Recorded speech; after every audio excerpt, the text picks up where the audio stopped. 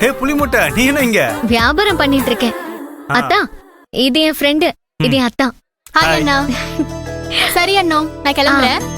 அண்ணா, இது எவ்வளவு ஆச்சுக்கா? ரெண்டும் 1000 ரூபாய் ஆச்சுக்கா. கொடுங்கக்கா. சரிங்கக்கா. இது போதுமா? சரிங்கக்கா. அக்கா, அக்கா, மல்லி அக்கா. சொல்லுக்கண்ணே. இதுதான் எங்க சின்ன அத்தா. ஓ அப்படியா? சரி சரி, வாடகை எடு. என்னது வாடகையா? எங்கெங்க கடை இருக்கு வாடகைக்கு?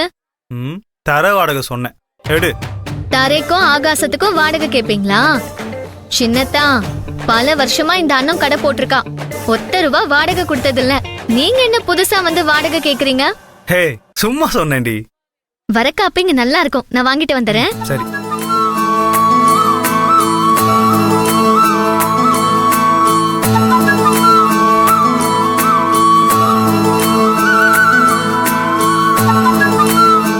என்ன பாட்டி, நல்லா இருக்கியா? நல்லா இருக்கேன் கண்ணு.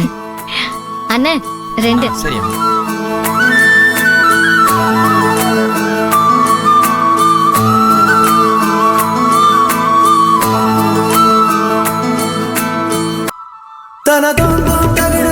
சூடா போடுங்க.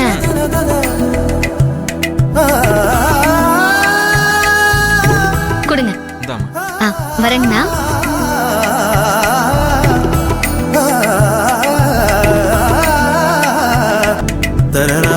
அத்தா, என்னத்தா நல்லா இருக்கா? நல்லா இருக்கே. ஆனா அது உங்களுக்கு செட் ஆகுது. போட்டேனா? இந்தாங்க.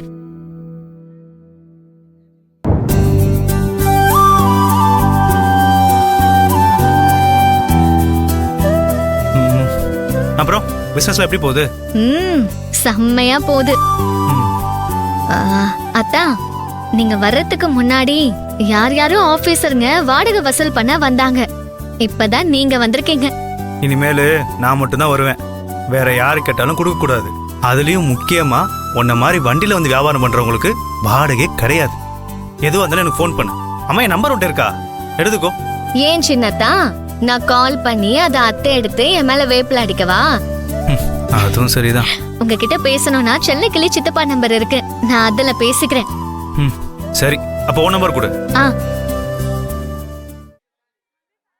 93622356 நம்பரே வியாபாரம் பண்றியே. சின்னத்தா, அன்னோன் சேவ் பண்ணுங்க.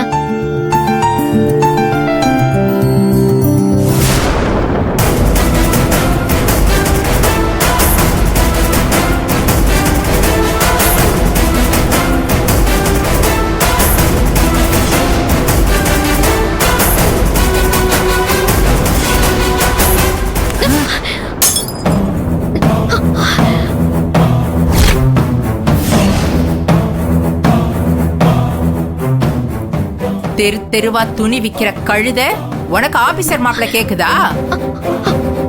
அம்மா அம்மா, நான் தான் வந்து பேசினேன். அண்ணன் மேல எந்த தப்பு இல்லம்மா. வாய மூடுறா. ஏய், உங்களுக்கும் எங்களுக்கும் தான் ஒட்டும் இல்ல வரவும் இல்லன்னு ஆயிடுச்சு இல்ல? பின்ன எதுக்குடி ஏ புள்ள பின்னாடி நாக்க தொங்க போட்டுட்டு அலையிற?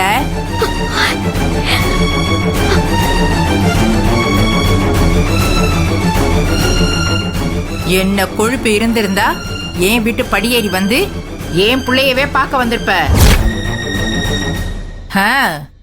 அன்னைக்கு மட்டும் நீ என் கையில சிக்கி இருந்த அப்படியே உன்னை அறுத்து கோத்திருப்பேண்டி. ஒன்ன சொல்லி குத்தம் இல்லடி, கட்டினவை இருக்கும் போதே கண்டவளை பொறுக்கிட்டு வந்தவன் தானே உன் அப்ப.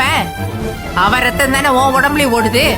அவனை போல உன்னையும் ஒருத்தனை கூட்டிட்டு வர சொல்லிட்டான் போல.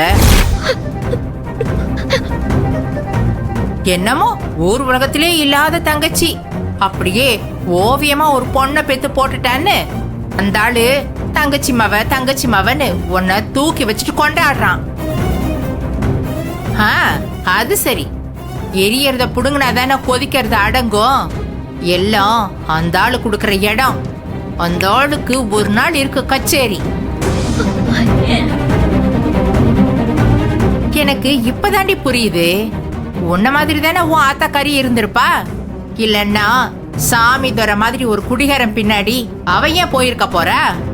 தாய போல புள்ள நூலை போல சேலன்னு சும்மாவா சொன்னாங்க? அவள மாதிரியே புருஷனை பிடிக்கணும்னு அலையிறவ வேற எவன் பின்னாடியாவது போக வேண்டியதானே? ஏன் புள்ள கேக்குதா உனக்கு?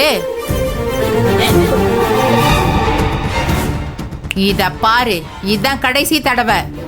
இன்னொரு தடவை நீ என் வீட்டு பக்கமோ என் புள்ள பின்னாடியோ உன்னை பார்த்த, நான் மனுஷியாவே இருக்க மாட்டேன். அம்மா ப்ளீஸ்மா. அம்மா இது தப்புமா.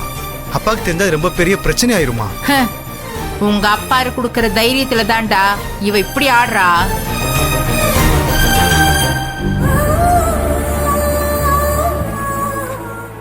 இங்க பாருங்கம்மா, எல்லாரும் நல்லா கேட்டுக்கங்க.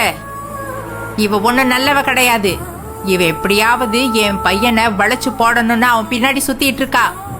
இவள நல்லவன்னு நம்பி நீங்க எல்லாம் ஏமாந்துடாதீங்க. மோனம் கெட்டவ.